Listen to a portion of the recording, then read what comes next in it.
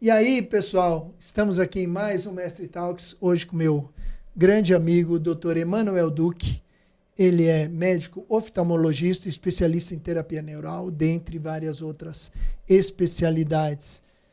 Então, é um médico conhecedor muito da medicina ortomolecular e alguns conhecem como medicina integrativa. É isso, né? Um dos primeiros que estudou isso.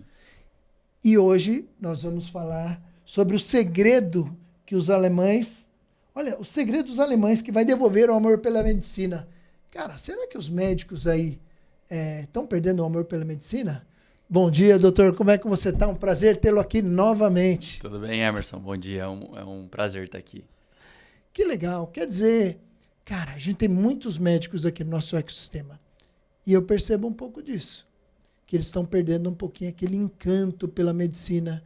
É verdade ou é impressão minha? Não, infelizmente, né, no meio médico, é o meu meio, eu convivo com muitos médicos, converso com muita gente, e a gente percebe que chega um momento que o colega começa a perder aquele brilho no olhar, começa a cair na rotina, começa a ficar mais do mesmo, né? Ele se percebe um trabalhador braçal, aquilo que sempre era novidade. Muitos perdem a paixão, perdem o brilho porque vira um automático. Entra nos protocolos, entra nos fluxos de tratamento que são hoje muito estritos, burocratizados, e aí você vira um trabalhador braçal, de carimbador de receita. Interessante. Doutor, você acha que os médicos, por cuidarem muito assim da saúde das pessoas, acabam tendo muito contato com doenças? Quando eu digo contato, não é contato físico, né? Contato emocional com as doenças. Uhum. Isso pode fazer eles ficarem doentes? Com certeza, com certeza. Interessante. Né? Por um lado, a gente sai da faculdade cheio de poder, cheio de vontade de ajudar, né? E Isso. ajuda muita gente. Você entra nesse meio, as pessoas precisando, e você tem o conhecimento, então isso te empolga e anima demais. Mas de tanto, todo dia e sempre, esse convívio e essa reiteração, muitos, não são todos, graças a Deus, né? Claro que tem gente que sempre mantém a chama, tem gente que se renova porque está ensinando os mais novos, então aquele brilho, aquela energia do mais novo contagia, alimenta, né? Com que esse cara continue. Mas muitos que ficam lá no seu cantinho, que entram na sua rotina, no seu mundinho, acabam se contaminando com isso.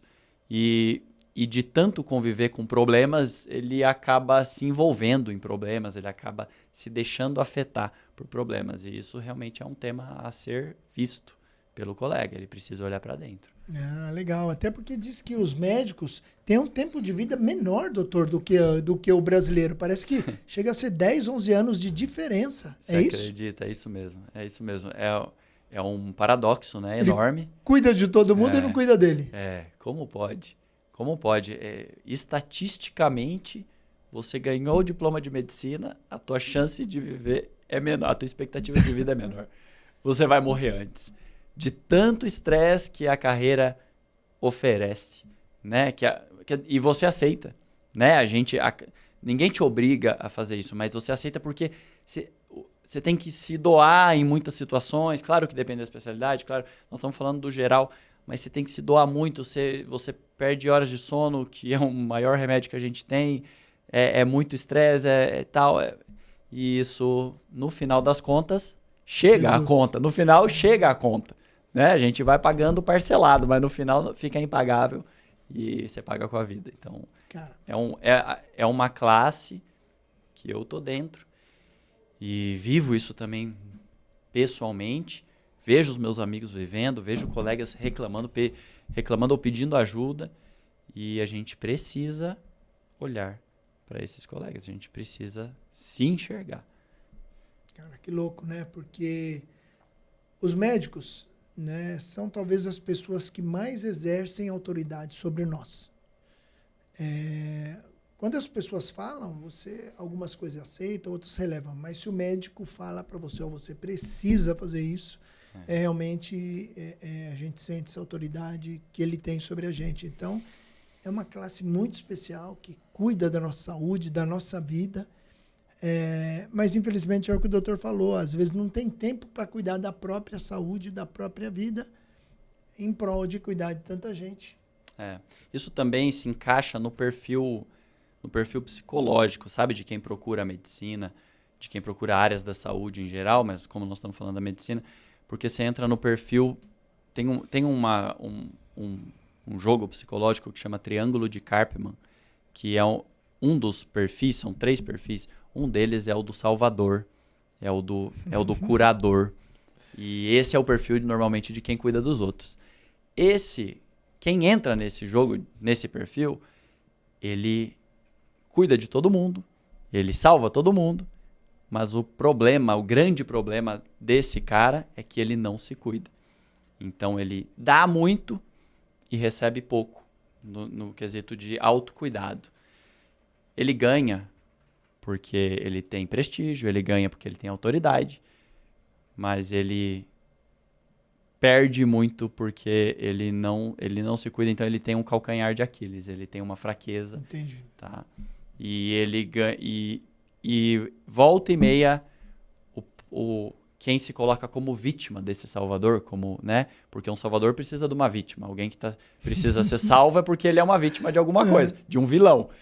E essa vítima volta e meia coloca de salvador, ele vira vilão.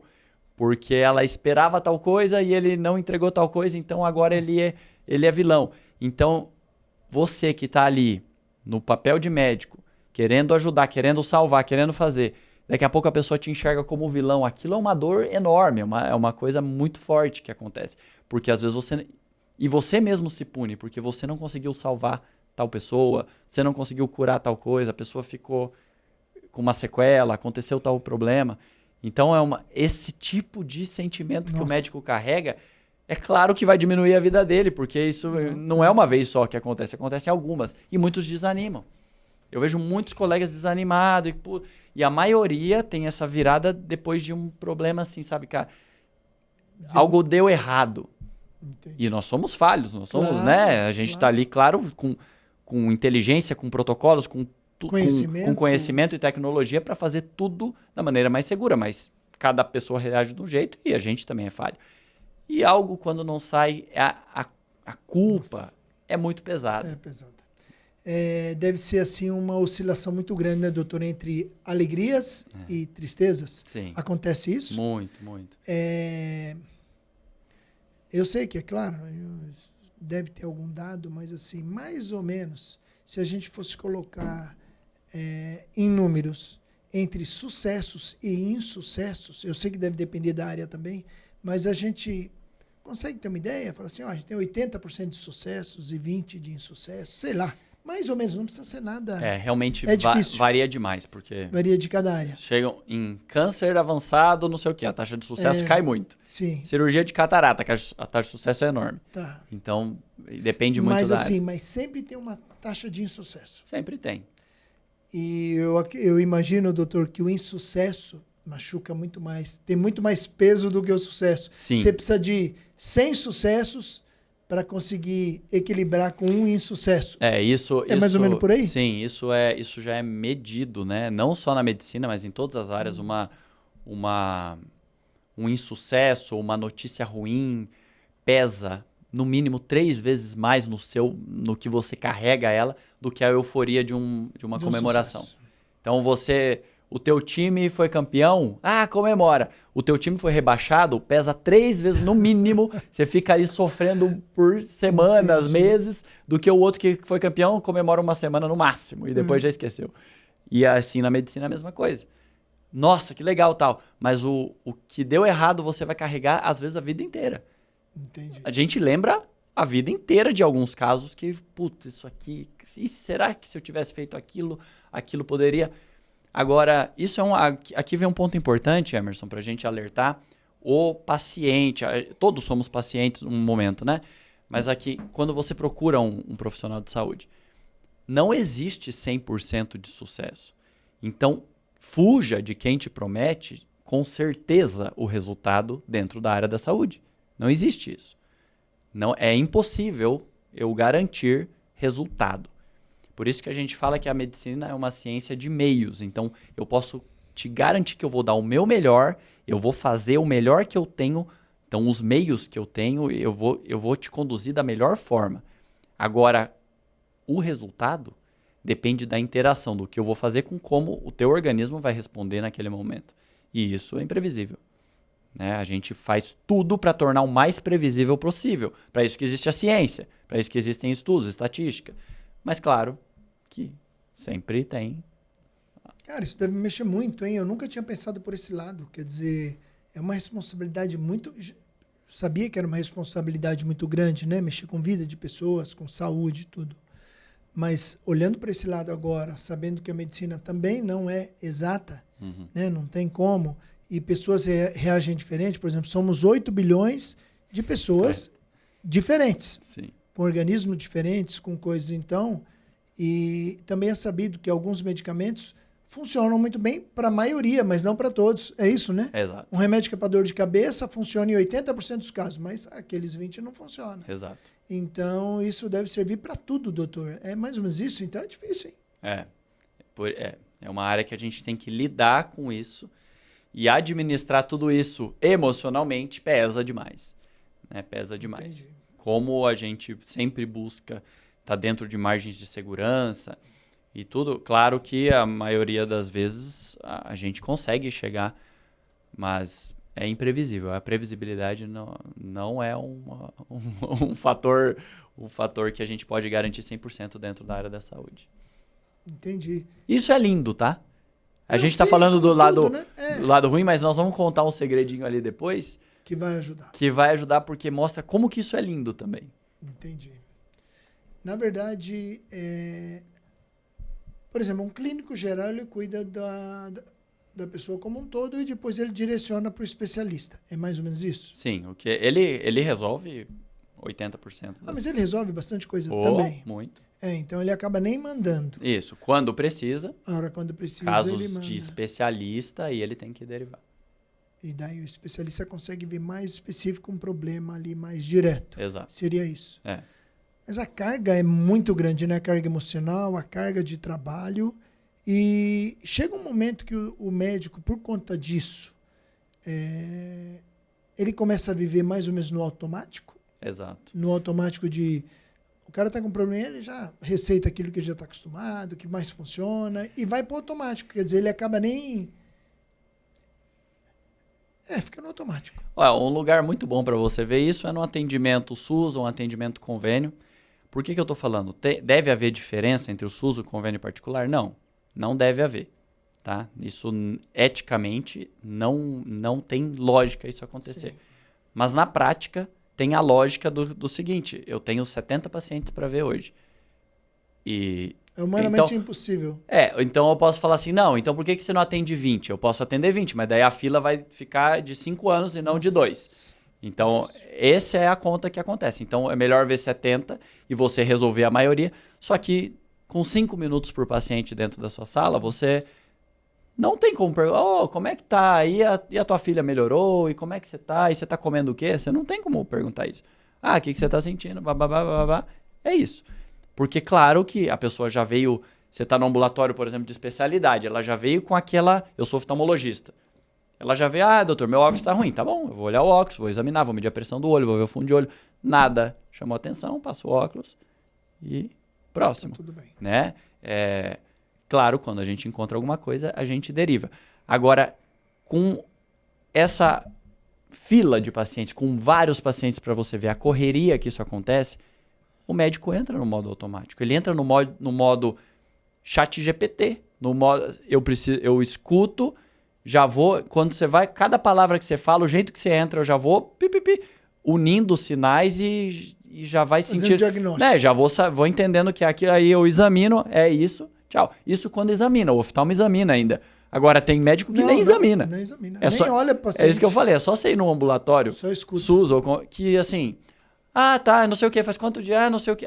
Você tem alergia? Não, então tá. Toma isso aqui e vê se melhora. Por quê? Porque em 60%, com aquele remédio já vai resolver. Ele dá um sintoma, resolve o sintoma e o corpo resolve. Se não melhorar, ele vai voltar pior. E aí você vai, não, peraí, então vamos pedir um exame aqui e tal, então vamos ver o que é. Ou deixa eu te examinar. Não é fácil, hein? Também para o médico, né? Porque às vezes isso foge do controle dele, né? Ele não tem autonomia sobre isso, né? Não tem. Ele tem um número de clientes para atender, tem um período que tem que ficar. É por isso que os médicos trabalham muito mais, assim, carga horária muito mais extensa do que o normal? É que a medicina virou um mercado, né? Hoje, os grandes convênios do Brasil hoje são empresas de mercado aberto na Bolsa de Valores. São investidores internacionais. E aí vira uma empresa que quer ver números, que quer ver atendimentos, quer ver procedimento acontecer. Então a coisa, em vez de caminhar, claro que tem uma linha que está muito custo, querendo nascer do atendimento personalizado, do eu te escutar e tudo mais. Mas em atendimento de massa, atendimento em larga escala, que é o que precisa fazer a máquina rodar, né? Precisa ter isso. Não tem como hoje. Não tem como. Não é sustentável. E porque a medicina é muito cara. Tudo é muito caro. Então, apesar de ter... é muito caro e o médico é melhor. Não. A margem é baixa para a maioria das coisas. O custo é alto das coisas. Então, o médico, ele se vê hoje num papel de trabalhador em série. Eu vou te falar, teve uma história que eu trabalhava uns anos atrás, eu atendia em um convênio aqui em São Paulo. E eles começaram a querer mudar o jogo, assim, mudou a diretoria, acho que mudaram os investidores, eu não sei o que lá, falou, agora você vai atender em 2 salas,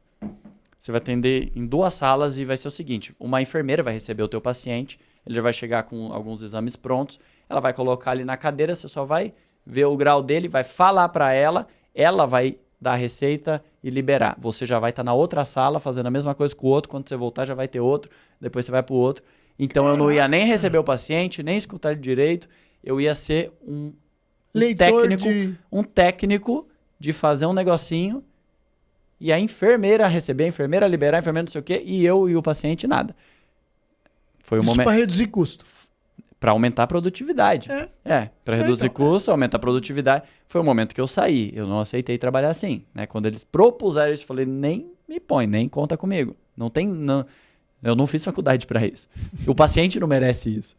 Né? Claro que tem paciente que vai adorar. Fala, nossa, é tão bom, eu vou lá em 5 minutos, acabou, não precisa. Porque o paciente se enxerga como enxerga a medicina e esse processo como uma coisa, né, um drive-thru.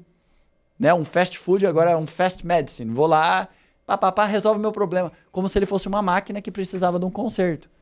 Acontece que se eu escuto aquela pessoa, se eu entendo o que ela está fazendo lá, se ela está indo lá sempre, o que está acontecendo em volta, muitas vezes a gente chega em outros diagnósticos que não chegou ali e ela não precisa ir lá com tanta frequência. Ou ela pode se curar de algum problema, ou a gente pode ajudar em outros aspectos, né? E a gente não está olhando para a gente, está querendo resolver só a ponta do iceberg cada vez que ela aparece, cada vez que aparece. E lá embaixo vai ficar intratável. Porque para ouvir o grosso do iceberg, a gente precisa escutar, precisa investigar. Senão você só vai tratar sintoma.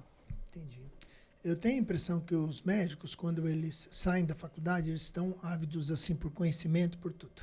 Aí trabalham muito mais também, participam de muitos simpósios, muitos treinamentos, cursos para evoluir e tal, mas chega um momento que é tão desgastante, é quase que humanamente impossível fazer os atendimentos e participar de tanta coisa, que daí ele começa a reduz, daí chega uma hora e fala, não, aqui já está confortável, já está com o nome estabelecido, e ele meio que se acomoda naquilo e só atendimento. Sim.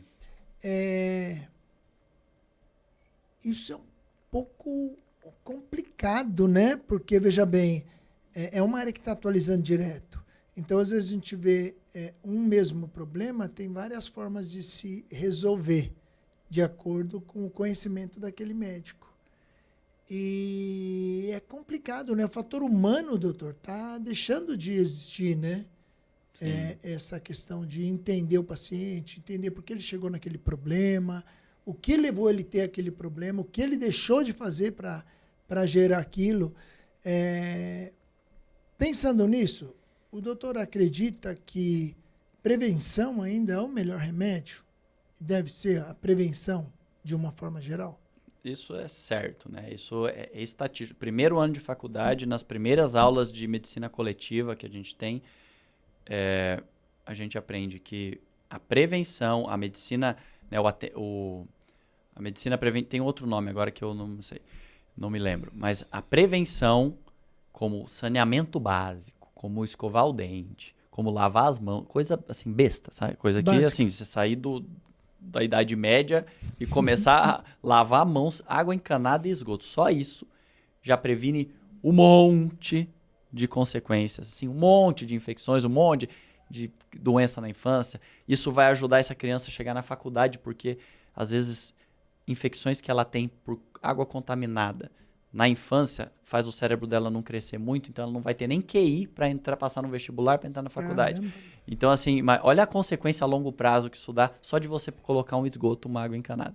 Então, a medicina e prevenção também mais específica, né? Que a gente pode entender como uma alimentação mais direcionada, atividades físicas, relacionamentos saudáveis, aí são coisas mais refinadas. Isso aí você melhora muito a tua saúde ao longo da vida. Então, isso certamente é a melhor estratégia. É a estratégia mais econômica. Se o governo sabe disso, porque as pessoas que me deram aula disso já foram até ministro da Saúde. Só que o governo sabe, mas isso é moeda de troca, né? Um ano vai lá, eu vou colocar um esgotinho aqui para vocês. Aí deixa mais 4 anos, agora eu vou colocar mais não sei quantos metros. Então é uma moeda de troca, isso não sei o quê. Complicado, né? Política. Mas se ele investisse nisso, investir nisso é muito melhor do que investir em hospital. Muito melhor, o dinheiro volta muito mais rápido à saúde. Você tem um efeito na saúde muito maior do que hospital. Não adianta. Hospital é para quem já tá ferrado. Agora, água encanada é para você não deixar o cara ir pro hospital. Entendeu? Aí você vai investir em água encanada e universidade, não água encanada do hospital. Entendi. É outra lógica de investimento, de raciocínio em saúde. Tem uma coisa que eu lembrei agora que meio que sumiu. Eu tenho um pouquinho mais de idade, né? Que o doutor, então, na minha época era o seguinte, eu lembro que tinha o médico de família. Uhum. Normalmente a gente ia no mesmo médico sempre. Então, você, desde bebê, você era acompanhado por um médico. Então, ele sabia o histórico, sabia o que você tinha tido, o que não tinha tido, se tinha sido vacinado ou não. Hoje isso é mais restrito, né? Isso é bem limitado, né? Sim. Era interessante isso? Muito. Faz diferença? Muito, muito. Né? Há alguns anos, desde que eu entrei na faculdade, assim, já faz um tempo, né? Já 25 anos agora. 25 anos, cara. 24, 25. Começou o programa de saúde da família, né? Que foi uma estratégia de retomar esse papel, o médico nesse papel. E isso é muito interessante. Então, e já existe, né, também desde esse tempo para cá, talvez um pouco mais, um pouco menos, eu não sei se eu sei precisamente, mas a residência, a especialidade de médico de família, que também é uma especialidade ainda pouco glamurosa, né, mas com um papel interessantíssimo, que é esse que você falou. O acompanhamento, ele é o tutor daquela casa, daquela família, por muitos anos. É uma especialidade médica hoje isso? Hoje é. Que interessante. Sim. Interessante, hein? Sim. É uma especialidade clínica, né? E você vai lá e resolve, como eu falei, uns 80% das coisas você resolve. Quando começou a sair do normal, sair do base, do beabá ali, aí você tem que derivar para o colega. Porque aí, num caso desse, eu imagino que um médico com essa especialidade, ele faz também um trabalho preventivo, né? Muito. Ele vai Porque na casa, às vezes. Olha, ele vai na casa da pessoa, ele vê como que estão as coisas, ele vê a condição de higiene, ele vê o que ela come, ele mede a pressão, ele faz... Então, assim, é muito, muito interessante, sim. E vale a pena investir nisso, vale a pena que isso seja fomentado, isso realmente é um... Mas nós não vemos isso, né? Não. Normalmente. Não é comum. Né? Isso hoje é um programa público, né? Um programa do governo. Eu não sei em que pé que está isso faz tempo, mas antigamente era assim, recém-formado caía nesse programa porque era uma fonte de renda interessante para o médico, não era um trabalho muito extenuante, igual o plantão, muito estressante, então não era nada, pessoa morrendo ali, era mais coisa tranquila de resolver. E muitos recém-formados acabavam caindo entrando nesse programa. Isso é uma grande escola, tá? É uma grande escola para o médico e para os pacientes é um benefício enorme. Não, com certeza. Quer dizer, então, que devido a todos esses problemas que o médico tem, o excesso de trabalho, praticamente não cuidar da sua própria saúde, e ter altos e baixos com relação a ter sucesso ou não em algumas pessoas, faz com que ele perca um pouco o amor pela medicina. É isso? deixe um pouco de lado esse amor. Eu vejo muitos colegas perdendo o brilho nos olhos. Isso. Acordando segunda-feira com aquele peso de, vou trabalhar. E aquela rotina. E o paciente, em vez de ser, uau, tem uma pessoa para ajudar. Puta, que saco, tem mais um para ver. É assim, acaba entrando num processo automático. Eu vejo muita gente assim. Eu já me vi assim em algumas situações. Mas aí eu descobri um caminho. Eu descobri uma forma que me devolveu o brilho nos olhos. Isso todo mundo fala pra mim. Eu digo isso porque quando eu começo a falar disso, vocês vão notar. Eu começo meu olho já brilha diferente. Já tá brilhando. Nós nem falamos, já tá brilhando. E tem a ver com o alemão? Olha que louco Tem a ver com o alemão. Então o alemão que ajudou a trazer esse brilho nos olhos. Os alemães não são pouca coisa não, viu? Os alemães no final do século XIX, 1850 para frente, mais 80 para frente, e no começo do século XX, a medicina estava fervendo na Europa como um todo, mas a Alemanha sempre foi um grande centro de ciência, né? E assim, grandes nomes, Freud, Koch, Virchow, muitos nomes estavam ali. Então estava desenvolvendo a oftalmologia, a psiquiatria, a anestesia, a cirurgia, a cardiologia, a fisiologia, muita coisa acontecendo, assim, a ciência evoluiu. A ciência evoluiu demais. Era assim, é interessante, Emerson, que você olhava assim, fotos daquela época, a foto aqui do pessoal que estava nessa reunião. Na foto tem 10 prêmios Nobel, assim porque era um gênio do lado do outro. Então aconteceu uma... É muito rápido, boom, né? Deus colocou reuniu assim grandes cérebros ali e falou, não, a gente precisa dar um salto aqui, né? Vamos deixar as coisas para trás, vamos evoluir. E esses caras, nesse fervilhar, começaram a descobrir uma prática que devolve o brilho nos olhos pro médico. E eu vou te falar por quê, porque foi como aconteceu comigo. Porque ao ter esse conhecimento, ao adquirir esse conhecimento, ao enxergar a medicina e o paciente com esse olhar, você vê cada paciente como um ser único, você entra no modo investigador, no modo detetive ali de como será que esse paciente, como será que teclas que eu vou tocar, que por onde eu vou abordar esse paciente para ele responder da maneira que a gente quer. Ou na maneira melhor, da sua maneira melhor. E isso é muito gratificante, porque você sai... o que essa prática, o que esse segredo que os alemães têm trouxe para a gente foi o de tirar o todo paciente é igual para o cada paciente é único. A gente começa a enxergar cada um como único. Por quê? Porque, como você falou, somos 8 bilhões de seres humanos diferentes, únicos. E ao enxergar cada um como único, não só filosoficamente, cada um é único, mudou a minha vida. Não, eu estou vendo na prática que se eu abordar essa pessoa dessa forma, e se eu abordar da mesma forma todo mundo, o resultado não é o mesmo. Agora, se eu abordar a pessoa de acordo com o que ela precisa, com o que ela está se expressando, com o que ela já viveu, com a sua história, ela responde muito melhor. E isso é encantador. Uhum. Isso é algo que devolve a alegria, devolve a tua importância. Você se sente mais importante ali, porque agora sim o que eu faço, né, é um trabalho, não é só olhar, você tem isso, toma isso. Não, você tem isso, desde quando, o que você já passou? Então eu vou por aqui. E você? Tem a mesma coisa, desde quando? Desde outro tempo. Começou quando? Você fez algo? Então eu vou por lá. E a pessoa, cada um responde de acordo com a forma que a gente trata ela individualmente. Isso é muito gratificante, isso devolve.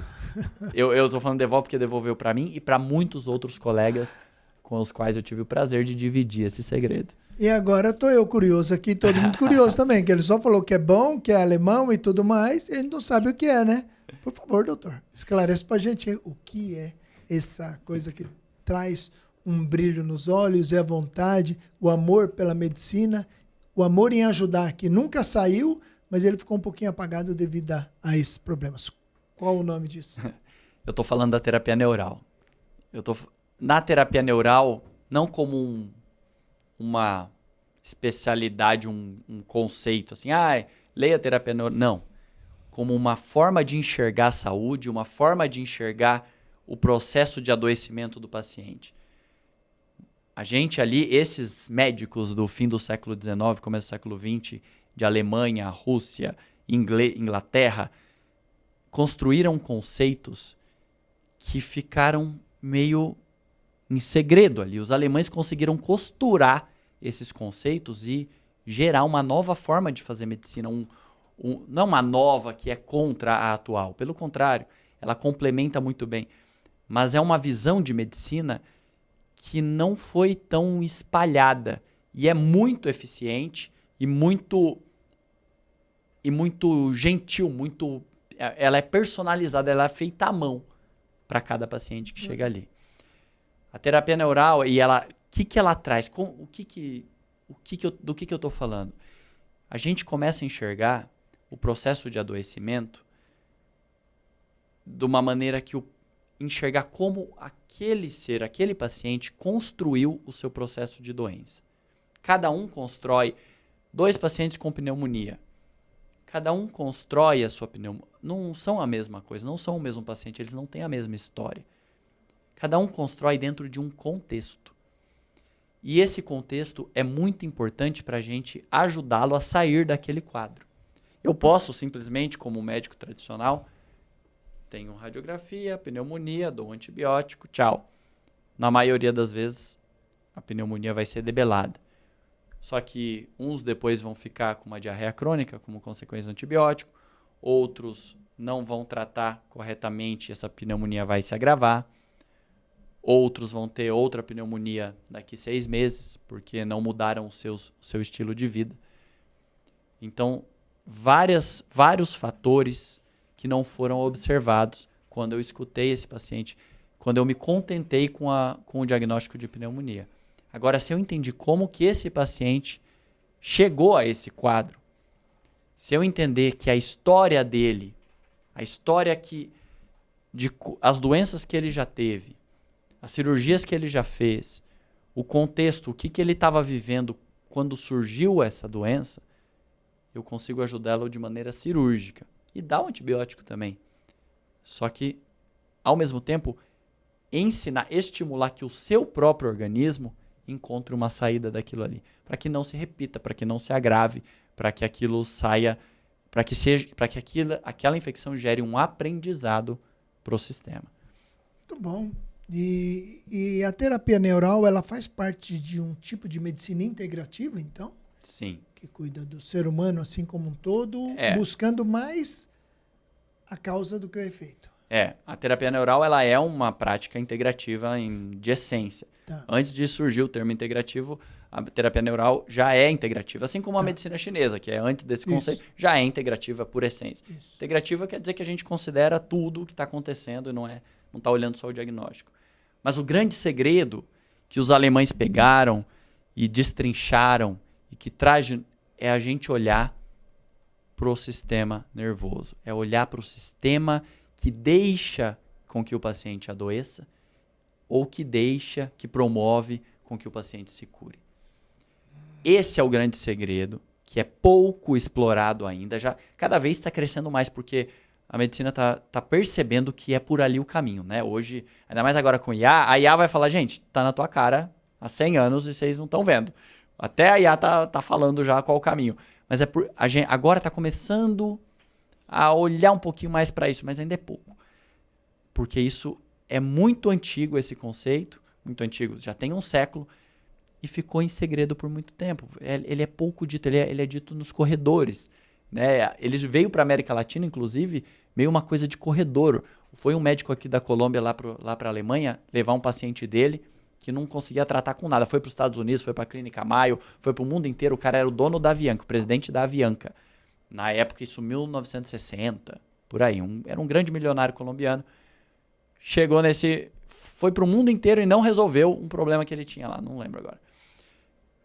Foi para a Alemanha, falou, eu vou te levar lá onde eu me formei, na Alemanha. Foi lá, os professores dele, não sei o que é, olhou outros exames, não, se não já fez isso, não vai resolver. E ele estava indo embora. Até que uma enfermeira no corredor do hospital, no elevador, falou, ó, vai ali do outro lado da rua, que tem um tal de Dosch ali, o Dr. Dosch, ele acha que ele pode te ajudar. Peter Dosch. Não era o Peter. Peter veio depois. O Dr. Dosch, eu não lembro agora o primeiro nome dele.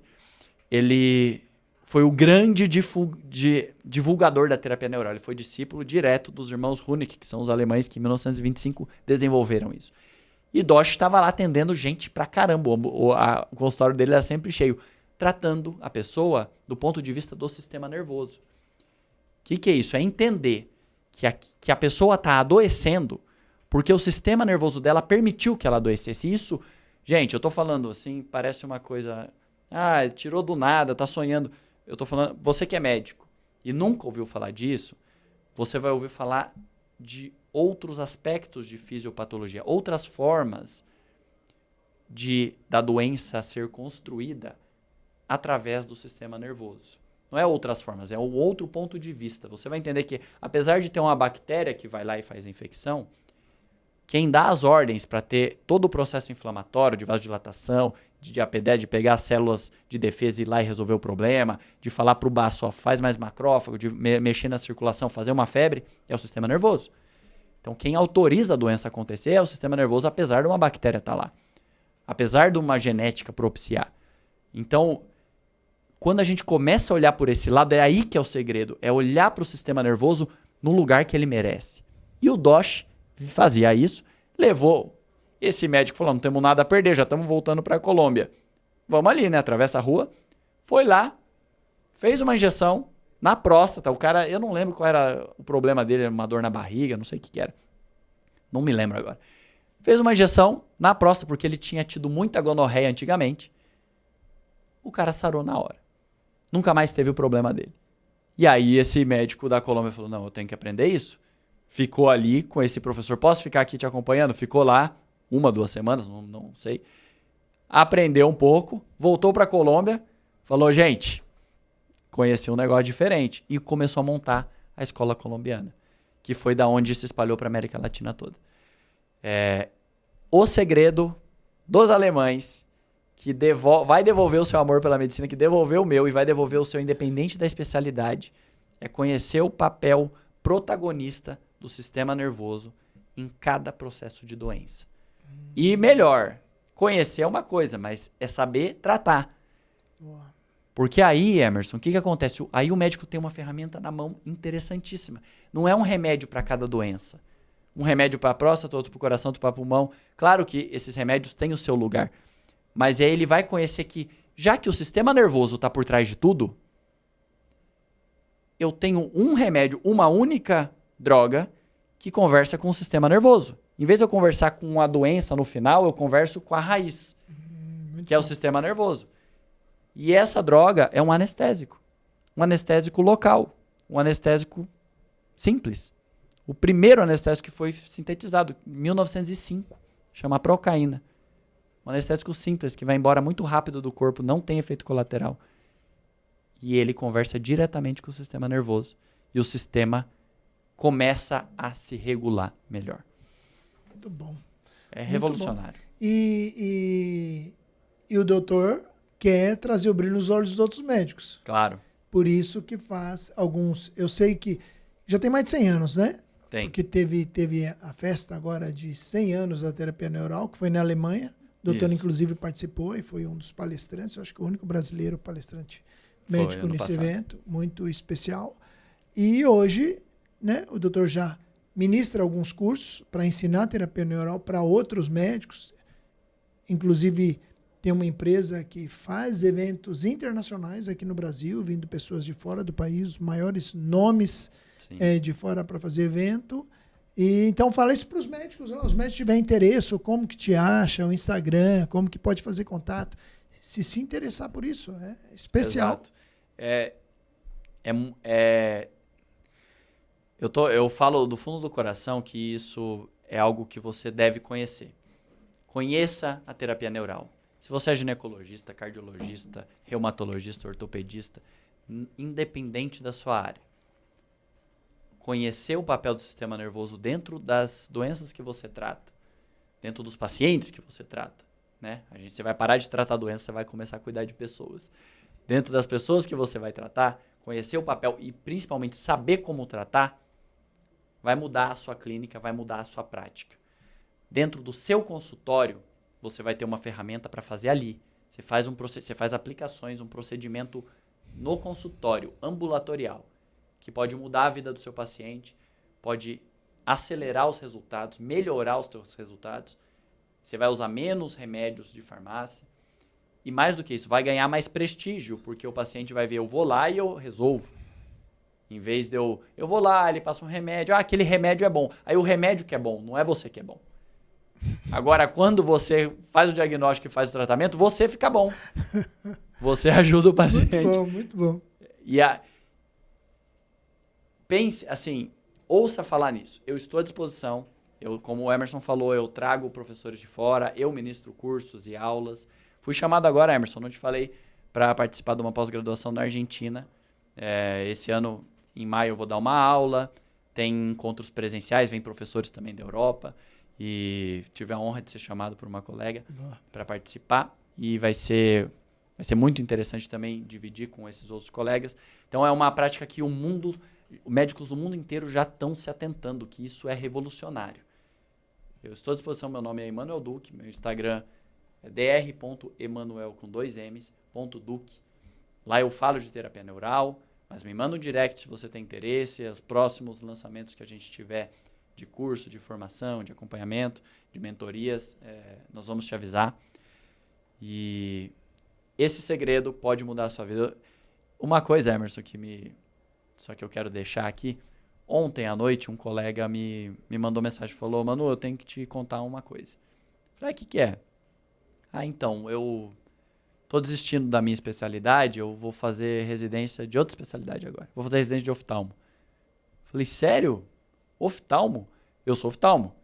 Falei, você vai amar, é lindo, mas o cara já tem 40 e poucos anos, né? E vai começar do zero, vai voltar pro R1. Mas por quê? Porque isso, porque aquilo, porque eu dou muito plantão, porque não sei o que lá. E assim, eu falei, mas você não estava fazendo umas pós, você não fez pós de medicina integrativa, você não fez pós de outra coisa, na parte de estética? Fiz então, tal, mas aí é difícil para mim. Esse colega, que gosto muito, com muito carinho, mas ele foi mais um caso de casos que eu vejo que se encontram um pouco perdidos. Vai fazer outra especialidade, começar do zero. E se lá na frente ele voltar a ter esse mesmo desânimo que tem agora? Porque não é só isso, sabe? Tem coisas por trás para serem vistas. E você, colega, retome o brilho. O brilho da medicina tá em enxergar no paciente alguém para ser servido ali. Tá em enxergar ali, em levar a tua curiosidade para ajudá-lo, em levar a tua ciência para ajudá-lo. E não deixar aquilo banalizado. Não é uma especialidade que é melhor que a outra, não é, porque você vai acabar caindo no protocolo da outra especialidade. E vai acabar automatizando novamente. Agora é novidade, daqui 2 anos não é mais. E vira de novo protocolar. O brilho está em enxergar cada um que entra ali de uma maneira única. E ali no meu consultório hoje eu vejo Deus agindo ali. Eu vejo, não é porque não é um consultório com rituais, né? É um consultório que cada ser que entra ali é único. E ele vai se curar. Eu só quero saber, o que eu me pergunto é, onde eu vou estimular para ele se curar? Que ponto que ele está se bloqueando ali? E essa curiosidade, essa investigação, devolve para você o brilho, devolve pro paciente a autonomia e é bom para todo mundo. Cara, bom demais. Que legal. E pelo que eu entendi, doutor, então é assim, na verdade, isso vai ser um complemento dentro da especialidade dele. Então, vai ser um acelerador de resultado, vai fazer a coisa funcionar melhor e, às vezes, realmente vai curar um problema que a pessoa está levando por anos, né? Exato. E eu falo isso porque eu, na verdade, sou um usuário da terapia neural. Então, eu Tenho 4 cirurgias no joelho, né? Meu joelho já é atleta de alto rendimento. Vocês acham que é saúde? É nada, é excesso. Então, tem muitos problemas. E a terapia neural me salvou. E não só isso, tive um problema na coluna, que a terapia neural me ajudou demais. E mais um monte de coisas. Realmente é espetacular. O resultado é assim, é incrível. É quase um passe mágico, viu? É uma coisa que realmente muito especial e eu posso atestar, porque realmente eu já usei e uso e não deixo mais não. Eu acho que é muito especial.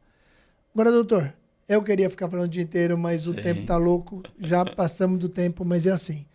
Considerações finais para aquele médico ali. Fala tudo para ele, agora fala direto para ele. O cara tem que te... O cara é maluco. Se o cara continuar no mesmo, o resultado vai ser sempre o mesmo. E a tendência, sabe qual é? Você viver menos. Mas não, vai lá, doutor. Colega, acorda. Tem um mundo lindo para você explorar. Você dentro de você e você com o teu paciente, conhecendo o papel do sistema nervoso e conhecendo como você pode trabalhar esse sistema para jogar no seu time. Você está jogando sem o camisa 10 no time. Contrata o camisa 10, aprende terapia neural, dentro da sua especialidade, dentro do seu consultório, você vai valorizar a sua consulta, você vai trazer um procedimento, você vai valorizar o teu paciente e ele vai retribuir esse valor. Conta comigo para esse processo. Cara, muito bom. Você que é médico aí, cara, a gente na vida, em qualquer especialidade, a gente sempre procura, doutor, ter um diferencial. Né? Você também, eu tenho certeza, sempre quis ter um diferencial, né? Cara, a terapia neural pode ser o seu diferencial. Você não pode deixar de usar essa parte. Isso é muito especial. Você precisa realmente entender e ser diferente dos demais.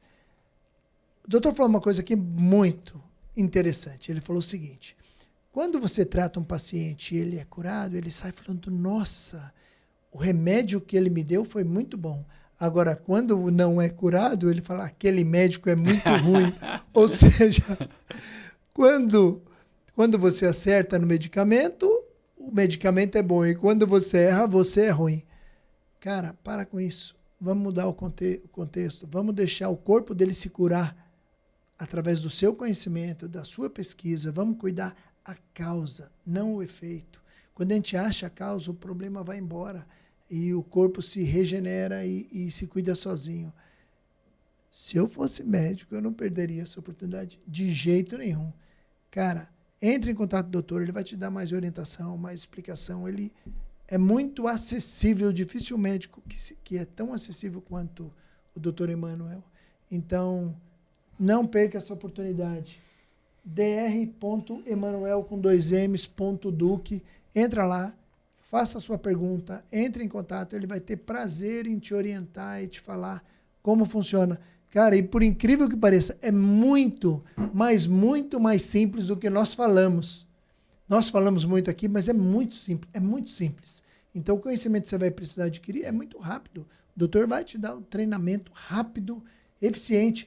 Você já, nas primeiras aulas, você já vai começar a introduzir isso no seu consultório. Exato. E já vai começar a ter resultado. Então, Exato. assim, não faz nenhum sentido você não ter o camisa 10 do seu time. Imagina, cara, o Pelé jogando no seu time, você é louco de não querer, só se for maluco. Exato. Né? É pra agora, pra já. Não perde tempo, não. Esse ano vai ser o melhor ano da sua vida, doutor. A medicina está sendo engolida por processos, está sendo engolida por termos comerciais, está sendo engolida pela IA. Você precisa se acordar, começar agora a buscar um diferencial. Isso. Cara, não perca o brilho nos olhos. E se estiver perdendo, se achou que o olho não está brilhando mais, chegou a hora de mudar. E essa pode ser a mudança que vai fazer diferença na sua vida, mas principalmente na vida dos seus pacientes, das pessoas que você ajuda. Que Deus abençoe cada um de vocês. Até o próximo Mestre Talks. Obrigado, doutor. Foi Obrigado, muito bom. Emerson. Muito bom. Cara, Boa. Os caras têm que te procurar lá, porque você tá louco. Eu quero gravar essa frase que você falou, que eu falei mais ou menos, mas você falou bonito.